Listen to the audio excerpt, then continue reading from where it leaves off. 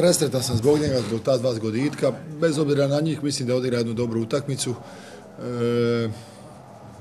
Kao i svi, među ostalom. Znači, bez obzira na ta dva gola, ja njega ne bih izdvajao kao posebnog, nego bi izdvojio, znači, jedan tim, jedan timski duh koji je jedno veliko srce, jedna velika količina trke koju smo danas iskazali na terenu i onda normalno uz pojedinačnu kvalitetu igrača u koju spadaju i prekidi kao sastavni dio nogometa, jedna zaslužena naša pobjeda, jedno veselje za ovaj puk, naš dalmatinski. Jako sam bio sretan zbog njih svih, među ostalom i zbog i moje familije koja je bila tu prisutna, a i zbog samih nas igrača, stožera i cijeloga kluba. Dinamo čestitke, mislim da je bila jedna utakmica dobra, korektna po tom pitanju. Ja sam možda osjetio malo tendencionalno suđenje na početku, kao što sam pohvalio prijašnjim kolima dobro suđenje. Danas sam imao nekakav osjećaj, međutim to je sad manje bitno nakon ove pobjede. Ja? Ja sam rekao prije da su njihovim dolaskom novih igrača pooštrila se konkurencija. Znači ja biram isključivo na temelju onoga što vidim na treninzima i na utakmicama. Znači igrači prvi 10 ne igraju na temelju statusa, ne igraju na temelju nekakvih intervjua, ne igraju na temelju prijašnjih treninga, što su odradili prije 3-4 mjeseca, utakmice što su odigrali prije 6 mjeseci. Znači to se odnosi na sve igrače. Ja sam miran i zadovoljan što imam tako puno igrača, ali s druge strane sam tužan, ali ja sam to njima rekao tako, ili mogu igrati samo 10 igrača i to je normalno. Međutim, svi oni koji danas možda nisu igrali, možda će protiv Zadra biti u prvih 11. Znači svaki trening, svaka utakmica je novo dokazivanje. Tako da ovi novi koji su došli, oni su pooštrili konkurenciju, bili su dobri. Točno ono što sam vidio ovaj tjedan na treninzima, to sam i dobio na utakmici.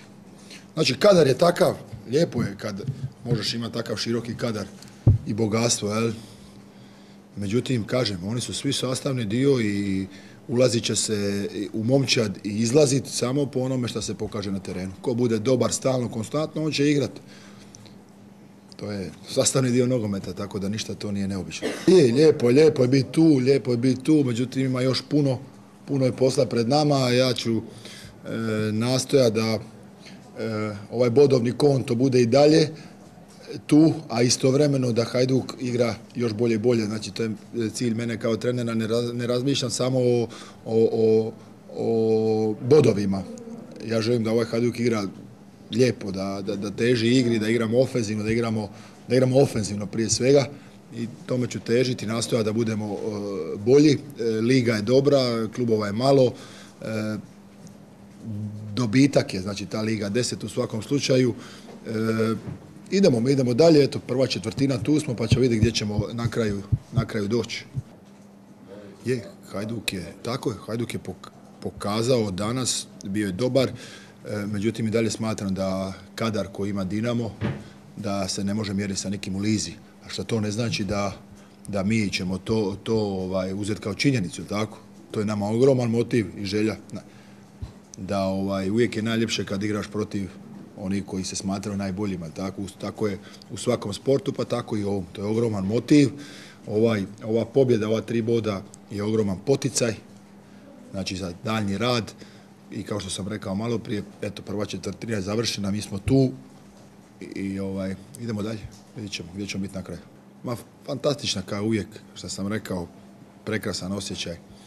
Danas, znači stvarno je bilo dobro. Stvarno, ali to se vidi po igračima.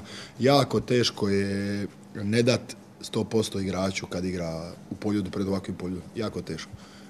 Osjećam se presretno kao i cijela slačionica, kao cijeli moj stožer, kao cijela uprava, kao cijeli klub, kao cijeli grad, kao cijela Dalmacija, kao svi navijači diljem Hrvatske i svijeta.